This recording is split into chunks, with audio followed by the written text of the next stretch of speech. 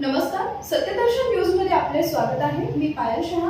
एक नजर टाकूया आजच्या ठळक घडामोडीवर। देशात अनेक भागांमध्ये प्रति तास 100 किलोमीटर वेगानं वादळी वारे वाहण्याची शक्यता।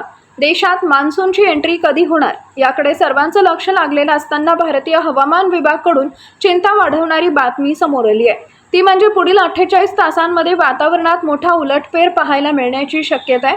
पुढील 2 दिवसांमध्ये प्रति तास 100 किलोमीटर एवढ्या प्रचंड वेगानं वादळ येण्याची शक्यता आहे। या पार्श्वभूमीवर हवामान विभागाकडून काही भागांमध्ये रेड अलर्ट तर काही भागांमध्ये ऑरेंज अलर्ट जारी करण्यात आलाय।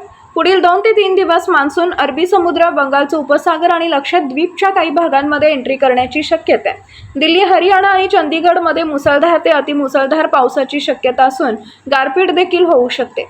हरियाणासह उत्तर प्रदेश, पश्चिम बंगाल, सिक्कीम, बिहार आणि झारखंड या राज्यांमध्ये मुसळधार पावसाचा इशारा देण्यात आलाय। राज्यातल्या काही भागांमध्ये हवामान विभागाकडून पावसाचा इशारा देण्यात आलाय। मराठवाडा आणि पश्चिम महाराष्ट्रातील काही जिल्ह्यांना पावसाचा येलो अलर्ट देण्यात आलाय, तर दुसरीकडे अजूनही विदर्भात उष्णतेची लाट कायम आहे। वाढत्या उष्णतेच्या पार्श्वभूमीवर हवामान विभागाकडून नागरिकांना सतर्कतेचा इशारा देण्यात आलाय।